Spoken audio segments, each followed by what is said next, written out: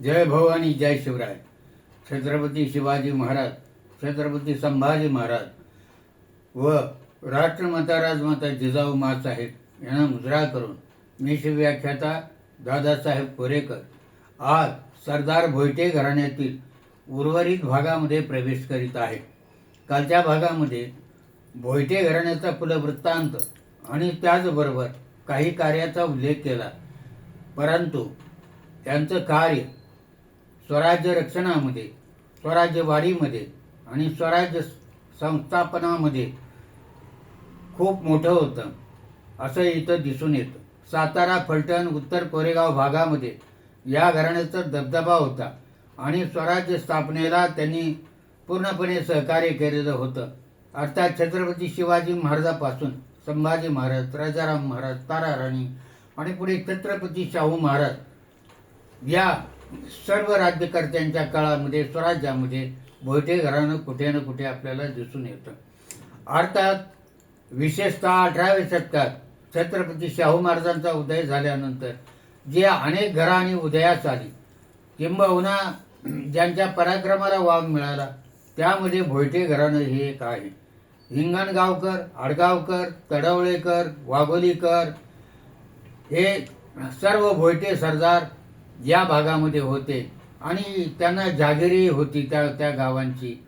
शिवाय जागिरी मिळाली त्याचबरोबर त्यांना सरंजामही होता, कारण युद्ध मोहिमेमध्ये सहभागी होताना छत्रपती शाहू महाराजांच्या काळामध्ये जे जे सरदार उदयास आले त्यांची सर्व जबाबदारी स्वराज्याने घेतली आणि त्यांना सरंजामही देण्यात आला.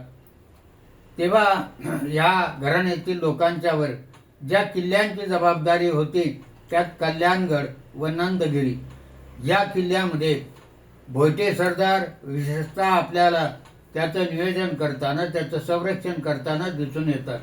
पेशवाईच्या काळामध्ये, विशेषतः थोरल्या बाजीरावाच्या काळामध्ये अनेक उत्तरेकडे मोहिमा दिल्लीपर्यंत राबवल्या गेल्या. अखंड हिंदुस्थान मध्ये बाजीराव पेशव्याने आपला दबदबा निर्माण केला आणि त्यांना छत्रपती शाहू महाराजांनी प्रेरणा आणि प्रोत्साहन दिलं. अशा प्रकारे आपल्या राजाची मर्जी आपल्यावर आहे म्हटल्यानंतर अनेक सरदार त्यांच्या बाजीरावाच्या काळामध्ये, होळकर, शिंदे, पवार घराण्याचं हे सुरुवातीच्या काळापासून छत्रपती शिवाजी महाराजांच्या काळापासून होतं, परंतु नंतरच्या काळामध्ये अनेक घराणी सामील झाली. अर्थात त्यामध्ये ब्राह्मण सरदारही अनेक होते आणि मेंदळे होते, रास्ते होते, पेठे होते. पुढच्या काळामध्ये ही घराणी सामील झाली आणि पुण्यामध्ये विशेषतः थोरल्या बाजीरावांनी शनिवारवाडा बांधल्यानंतर, वास्तव्य सुरू झाल्यानंतर दिल्लीकडे जाणाऱ्या किंवा उत्तर हिंदुस्थानकडे जाणाऱ्या मोहिमा या पुण्यामधूनच राबवल्या जायच्या. आणि अशा प्रकारे या काळामध्ये राणोजीराव भोईटे हे त्या काळामध्ये थोरले बाजीराव पेशवे यांच्याबरोबर सर्व मोहिमामध्ये होते. माळव्याची मोहीम, धारची मोहीम, पालखेडची मोहीम 1728, वसईची मोहीम 1739 या लढायामध्ये त्यांनी मर्दुमकी गाजवली आणि बाजीराव पेशवे आणि इतर सरदारांच्या बरोबर त्यांनी आपला पराक्रम या स्वराज्यासाठी दाखवून दिला. तर अशा प्रकारचं हे पराक्रमी घराणं आणि त्या घराण्यामधले झालेले हे पराक्रमी सरदार. पडत घराणे ही भोईटे घराण्याची एक शाखा आहे आणि मराठी साम्राज्यामध्ये संरक्षणाची महत्त्वाची कामगिरी, जबाबदारी या घराण्याने पेरलेली दिसून येते.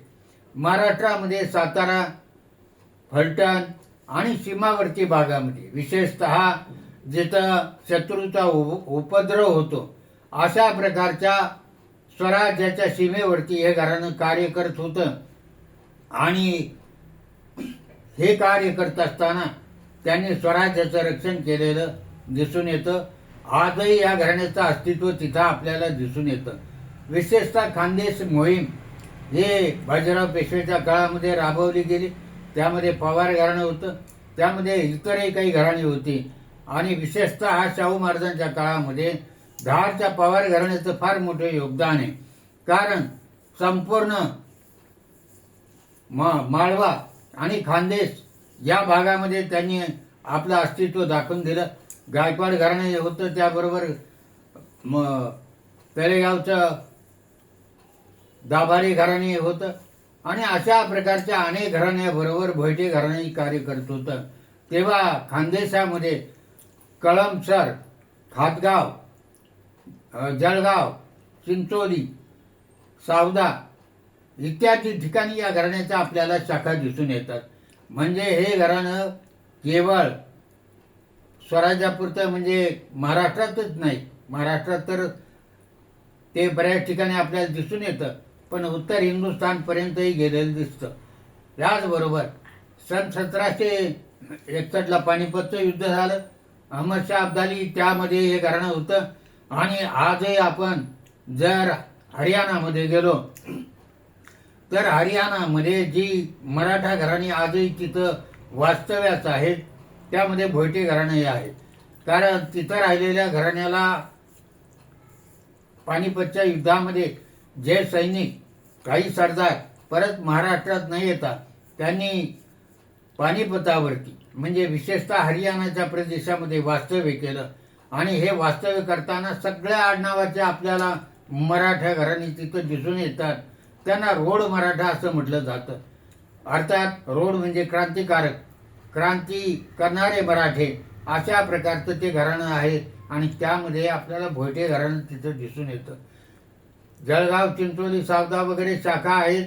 त्या ठिकाणी आपल्याला त्या गावामध्ये त्या परिसरामध्ये भोयटे घराण्याचं वास्तव्य आपल्याला दिसून येतं.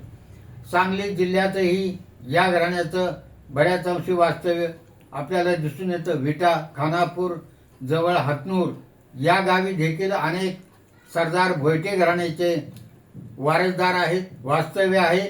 अनेक गावामध्ये तिथं भोयटे आपल्याला दिसून येते. या घराण्याचा स्वराज्य कार्यात या घराण्याने हिरिरीने भाग घेतला. उत्तरेकडच्या मोहिमामध्ये आणि स्वराज्याच्या सीमेवरती यांनी कार्य आपलं केलेलं दिसून येतं. त्यासाठी त्यांना सरंजाम दिला जायचा आणि म्हणून हे जागीरदार वतनदार असं घराणं आहे. अर्थात ही सगळे आपल्याला माहिती आपल्यापुढे देत असताना याचे संदर्भ मराठ्यांच्या इतिहासाची साधने खंड 20 यामध्ये आपल्याला पाहायला मिळेल. अर्थात मी मागे सांगितलं, आत्ताही सांगतो की ठराविक घराण्यांना जेवढी इतिहासामध्ये प्रसिद्धी मिळाली तशी काही घराणी ही उपेक्षित आणि दुर्लक्षित राहिली होती.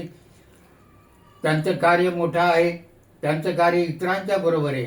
पण इतिहासाचं लेखन करताना पवार घराण्याचं सुद्धा उत्तर हिंदुस्थानमध्ये किंवा धारमध्ये त्यांनी राज्य स्थापन करेपर्यंत त्यांनी खूप मोठं स्वराज्यात कार्य केलं. पण तेही घराणं काही काळ दुर्लक्षित होतं. आणि जसजशी नवनवीन कागदपत्र आपल्या हाती येतील, इतिहासाचा शोध लावताना इतिहास अभ्यासकांना मोठे कष्ट घ्यावे लागतात. तेव्हा अशा प्रकारे सांगली, सातारा, कोल्हापूरच्या रेकॉर्डमध्ये या घराण्याच्या नोंदी आहेत. तेव्हा अशा या घराण्यातील वीर पुरुषांना, शूर पुरुषांना आणि स्वराज्यासाठी बहुमोल योगदान दिलेल्या सर्व सरदारांना मानाचा मुजरा करून थांबतो. जय हिंद, जय महाराष्ट्र.